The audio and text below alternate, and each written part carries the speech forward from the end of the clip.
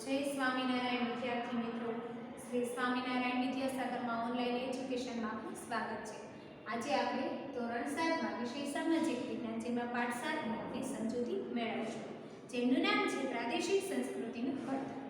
વિભિન્ન સમુદાયની જાણકારી આપણને તેમની ભાષા પરથી મળે છે, જેમ કે ગુજરાતી બોલનાર ગુજરાતી, મરાઠી બોલનાર મહારાષ્ટ્ર।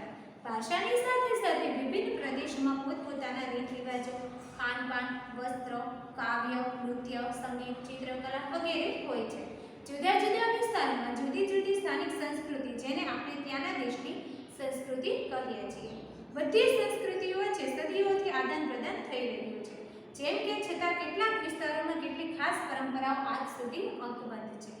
ભારતમાં પ્રાંતીય ભાષાઓનો વિકાસ તો પહેલી છે મલયાળી, તો 9મી સદીના સ્થાપવામાં આવેલ મહોદયપુરમ જે રાજ્ય હાલના કેરળનો એક ભાગ હતો। કેરળ સંસ્કૃતિ તેની ભાષા અને મલયાલમ સાથે જોડતા આ સંસ્કૃતિ મલયાલમ સંસ્કૃતિ તરીકે ઓળખાય છે। મલયાલમ ભાષા કેરળમાં બોલાતી મુખ્ય ભાષા છે। તેના પર સંસ્કૃતનો ઘણો પ્રભાવ જોવા મળે છે। 14મી સદીમાં વ્યાકરણ અને કાવ્યશાસ્ત્ર પર લખાયેલ લીલા તિલકમ ગ્રંથ મણિપ્રવાલમ શૈલીમાં લખાયો હતો। બંગાળી, તો બંગાળી ભાષાનો ઉદ્ભવ સંસ્કૃત ભાષામાંથી થયો હતો તેવું માનવામાં આવે છે। 15મી સદી સુધીમાં ઉપભાષાઓ બોલીઓ મળી એક સામાન્ય સાહિત્ય ભાષા સ્વરૂપ ધારણ કર્યું છે, જે પશ્ચિમ બંગાળની બોલચાલની ભાષા બની। જનજાતીય ભાષાઓ ફારસી ભાષા ભારતમાં અંગ્રેજ શાસનની શરૂઆત થઈ ત્યારે યુરોપિયન ભાષાઓના બંગાળી ભાષાઓ પર પ્રભાવ જોવા મળતો હતો। પ્રારંભિક બંગાળી સાહિત્યને બે ભાગમાં વહેંચી શકાય: સંસ્કૃતથી પ્રભાવિત અને સ્વતંત્ર।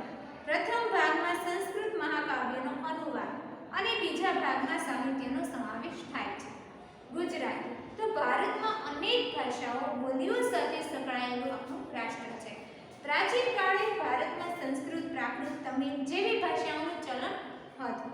સમય જતાં તેમાંથી અનેક પ્રાદેશિક ભાષાઓનો વિકાસ થયો। જેમ જેમ સમય જતો ગયો તેમ તેમ અનેક ભાષાઓનો વિકાસ થતો ગયો। પ્રાદેશિક રાજ્યોની સ્થાપનાનું પ્રાદેશિક ભાષાઓમાં વિકાસમાં બળ પૂરું પાડ્યું અને સંસ્કૃતમાંથી તેમજ દક્ષિણ ભારતમાં તમિલમાંથી ઘણી ભાષાઓનો જન્મ થયો। 8મી સદીથી પ્રાદેશિક ભાષાઓના વિકાસનો વેગ આવ્યો। હિન્દી, ખડી બોલી, અવધી, બંગાળી, ગુજરાતી, મરાઠી, મલયાલી, તેલુગી અને કન્નડ ભાષાઓ પણ વિકસી। ઈસવીસન 10મી અને 11મી સદીમાં સંસ્કૃત, પ્રાકૃત, અપભ્રંશમાંથી ગુજરાતી ભાષાનો વિકાસ થયો હતો। અપભ્રંશ ગુજરાતી ભાષાની જનની છે। જનની એટલે માતા। આચાર્ય હેમચંદ્રની અપભ્રંશ ભાષાની શરૂઆત થઈ। સંસ્કૃત, પ્રાકૃત અને અપભ્રંશ ભાષા પછી ગુજરાતી ભાષાનો પણ વિકાસ થયો।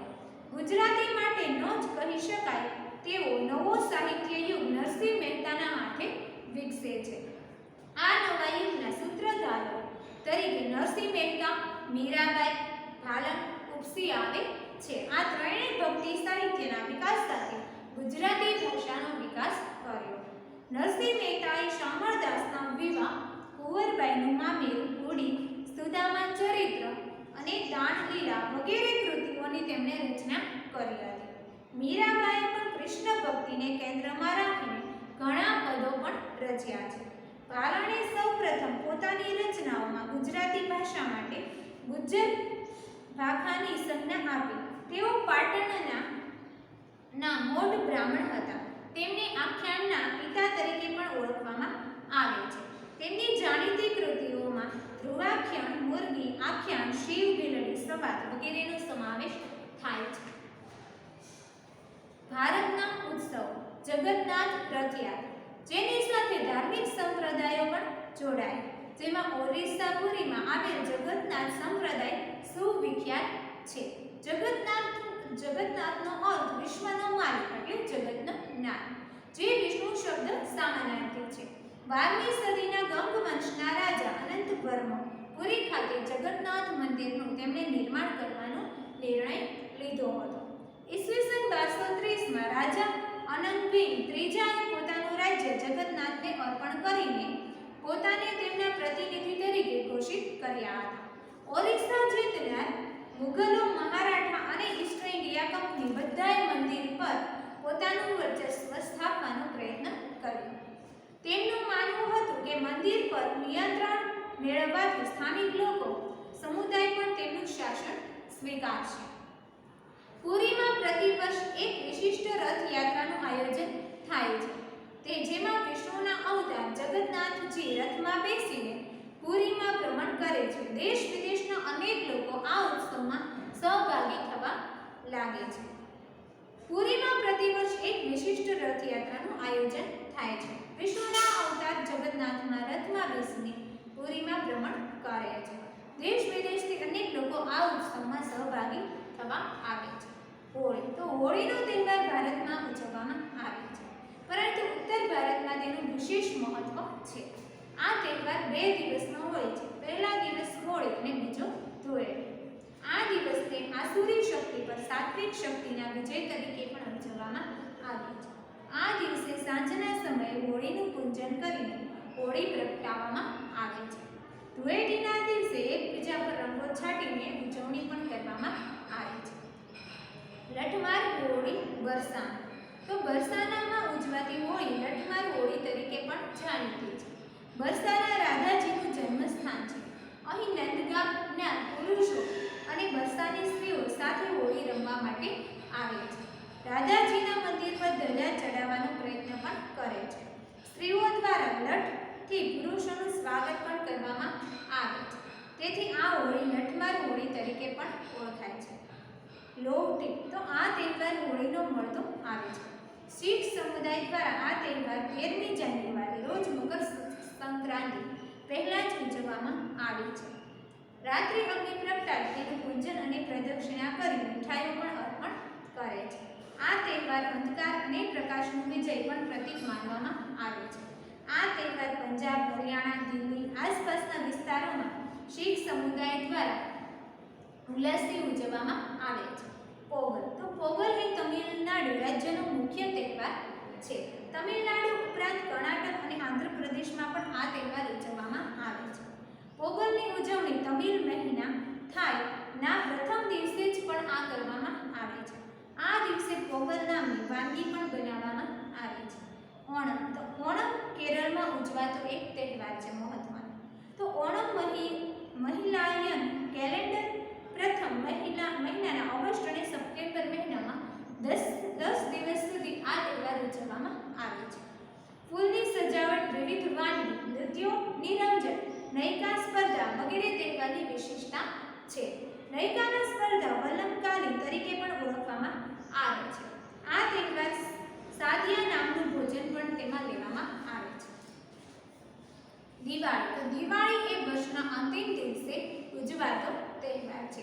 આ તહેવાર સાથે વાઘ બારસ, ધનતેરસ, કાળી ચૌદશ, નૂતન વર્ષ, ભાઈબીજ અને લાભ પાંચમ જેવા તહેવારો પણ જોડાયેલા છે. આ તહેવાર પ્રકાશના પર્વ તરીકે પણ ઓળખવામાં આવે છે. દુર્ગા પૂજા પશ્ચિમ બંગાળમાં દુર્ગા પૂજાનું વિશેષ મહત્વ છે. દુર્ગા દેવીના મહિષાસુર પરથી વિજય ઉજવણીનું દુર્ગા પૂજા ઉત્સવ કરવામાં આવે છે. 10 દિવસ ચાલનારો આ ઉત્સવ છેલ્લા દિવસે વિશિષ્ટ અનુષ્ઠાન અને માતાજીની મૂર્તિ જળમાં વિસર્જન બાદ પૂર્ણ થાય છે. આ ઉત્સવ મોટે ભાગે બધા જ રાજ્યોમાં મોટા પાયે ઉજવવામાં આવે છે.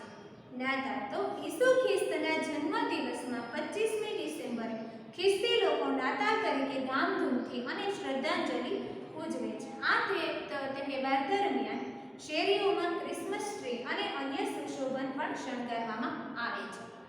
દિવસે તેઓ ચર્ચ જઈ મીણબત્તી પ્રગટાવી અને પ્રાર્થના કરે છે. એકબીજાને ભેટ આપે છે. 1 જાન્યુઆરીના દિવસે તેઓ નવા વર્ષ તરીકે ઉજવે છે.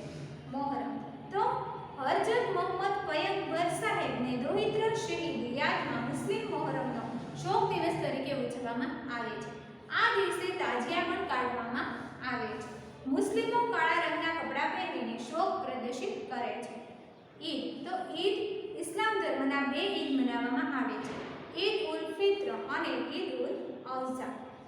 ઈદ ઉલ ફિત્ર રમઝાન ઈદ તરીકે પણ ઓળખવામાં આવે છે. પવિત્ર રમજાન માસના રોજા પૂરા થાય પછી રમજાન ઈદના દિવસે મુસ્લિમ સાથે નમાજ પઢે છે અને નમાજ બાદ એકબીજાને ભેટીને ઈદ મુબારકની યાદી આપે છે. ઈદ ઉલ અઝહા એટલે બલિદાનની ઈદ. આ ઈદ પવિત્ર હજ સાથે જોડાયેલી છે. પતેતી તો પારસીઓનો મહત્વનો તહેવાર કહેવાય છે. પારસી વર્ષના છેલ્લા 5 દિવસો ધાર્મિક પર્વ તરીકે ઉજવાય છે.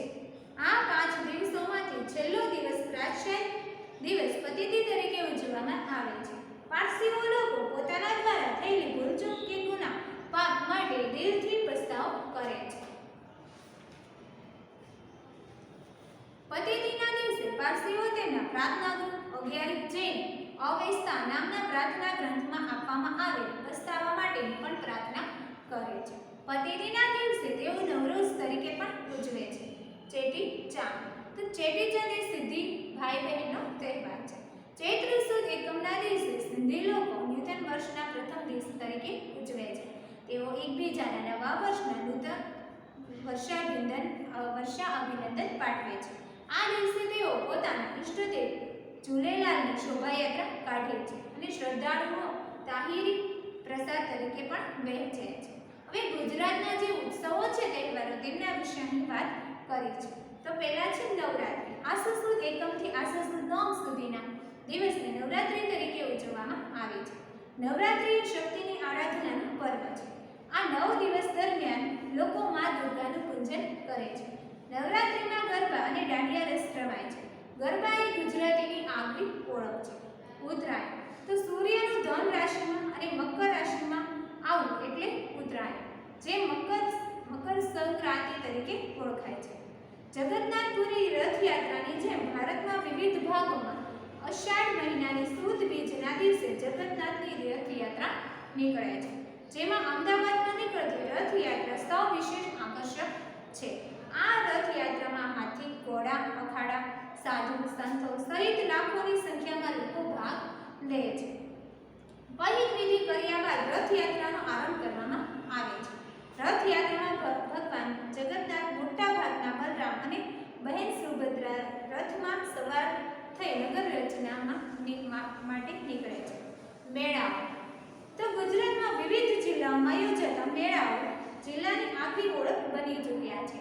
તરણેતરનો મેળો, વૈઠાનો મેળો, ભવનાથનો મેળો, શામળાજી ગંગાધરનો મેળો, પલ્લીનો મેળો, ભાદરવી પૂનમનો મેળો, સરખેજનો મેળો, ગોળ ગધેડાનો મેળો, ચિત્ર વિચિત્ર મેળો અને માધવપુરનો મેળો, મીરાદાતા ઉત્સવ મુબારક જાણીતા મેળાઓ છે. ભારતની મુખ્ય શાસ્ત્રીય નૃત્ય તો ભારતીય સંસ્કૃતિનું એક વિશિષ્ટ અંગ તેના શાસ્ત્રીય નૃત્ય છે. આ શાસ્ત્રીય નૃત્ય સાથે ધર્મ સાથે સંકળાયેલા રહેલા છે. આપણે ભારતના પ્રમુખ શાસ્ત્રીય નૃત્યો વિશે જાણીએ તો પહેલું છે કથક. કથક એટલે કથા પરથી ઉતરી આવે છે. કથાકાર પોતાના હાવભાવ સંગીતથી કથાને અલંકૃત કરતા હતા. કથક કરે સો કથક કહાવે ઉક્તિ પણ એક જાણીતી છે. ખાસ કરીને 15મી અને 16મી સદીમાં ભક્તિ આંદોલનના પ્રચારને કારણે ઉત્તર ભારતમાં કથકનો ખૂબ વિકાસ થયો છે. કથકના વિષયોમાં રાધા અને શ્રી કૃષ્ણની કથાઓનો પણ સમાવેશ થયો છે. મુગલ બાદશાહોના સમયમાં કથક નૃત્ય રાજ દરબારો દ્વારા રજૂ થતું આ વિશિષ્ટ નૃત્ય શૈલીના રૂપમાં વિકાસ પામ્યું. 15મી 16મી સદી બાદ કથક પરંપરાઓમાં વહેંચાયેલું છે. પરંપરાને ધરામાં કહેવામાં આવે છે. બે પરંપરાઓમાં જયપુર અને લખનૌનો સમાવેશ થાય છે. 19મી સદીના અવધના નવાબ વાઝીર અલી શાહે પોતાના દરબારમાં કથકને આશ્રય આપીને કલાને પુનર્જીવન આપ્યું અને પંજાબ, હરિયાણા, જમ્મુ કાશ્મીર, બિહાર, મધ્યપ્રદેશ સુધી વિસ્તર્યું. સ્વતંત્રતા મળ્યા પછી કથકને 6 શાસ્ત્રીય નૃત્યોમાં સ્થાન મળ્યું. આજે કથક ભારતીય સંસ્કૃતિનું અભિન્ન અંગ બની ગયું છે. કથકલી તો કથકલી એ કેરળનું નૃત્ય પરંપરા છે. શાબ્દિક અર્થ નાટ્ય વાર્તા થાય છે. અભિનય એ આ નૃત્યનો આત્મા છે. અભિનય ઉપરાંત રંગભૂષા અને વેશભૂષા પણ ખૂબ મહત્વની ગણાય છે. સાત્વિક, રાજસી, તામસી ગુણો ધરાવતા પાત્રો મુજબ કલાકારો રંગભૂષા હોય છે. પાત્ર બોલતા નથી પરંતુ પોતાના હાવ હાવભાવથી જ અભિવ્યક્ત કરે છે. મણિપુરી તો મણિપુરી નૃત્ય એ પૂર્વ ભારતમાં આવેલ મણિપુર રાજ્યની ઓળખ છે. મણિપુર લોકો દરેક ઉત્સવ પ્રસંગે આ નૃત્ય કરે છે. આ નૃત્યમાં શરીરની ગતિ ધીમી હોવાથી અન્ય નૃત્ય અલગ પણ મનાવવામાં આવે છે. શરીરની ગતિ એટલે ખૂબ ઝડપથી કરવામાં આવે છે. મણિપુર નૃત્યના બે પ્રકાર છે, લાસ્ય અને તાંડવ. પછી છે ભરતનાટ્યમ. તો ભરત મુનિ દ્વારા રચિત નાટ્યમ ગ્રંથ ભારતના શાસ્ત્રીય નૃત્ય પર લખાયેલ મહાન ગ્રંથ છે. આ સિવાય અભિનય દર્પણ નામના ગ્રંથમાં રચયિતા નંદિકેશ્વર પણ ભારતના અગત્યના શાસ્ત્રીય નૃત્ય તરીકે ભરતનાટ્યમની વિશદ ચર્ચા કરી છે. તાંજોર ભરતનાટ્યમ નૃત્યનો વિકાસ થયો છે. કુચીપુડી ભારતની અગ્રગણ્ય શાસ્ત્રીય નૃત્ય કુચીપુડીનો ઉદ્ભવ આંધ્રપ્રદેશની કુચીપુડી નામના ગામમાં થયો હતો. આ ગામમાં યજ્ઞગાન તરીકે ઓળખાતા નૃત્યને 17મી સદીમાં કુચીપુડી નૃત્યને સ્વરૂપ ધારણ કર્યું. તેના સ્થાપક વૈષ્ણવ કવિ શ્રીરેન્દ્ર યોગી હતા. આ નૃત્ય સાથે નાટકની પરંપરા પણ સંકળાયેલી છે. બિહુ અસમનું પ્રસિદ્ધ નૃત્ય છે. ઉલ્લાસ વ્યક્ત કરવા માટે સ્ત્રી પુરુષના સમૂહ દ્વારા પરંપરાગત પોશાક આ નૃત્ય દ્વારા કરવામાં આવે છે. આ નૃત્યમાં હાથ પગનું હલનચલન અને ગતિ સમૂહ નિર્માણનો મહત્વનો ભાગ ભજવે છે.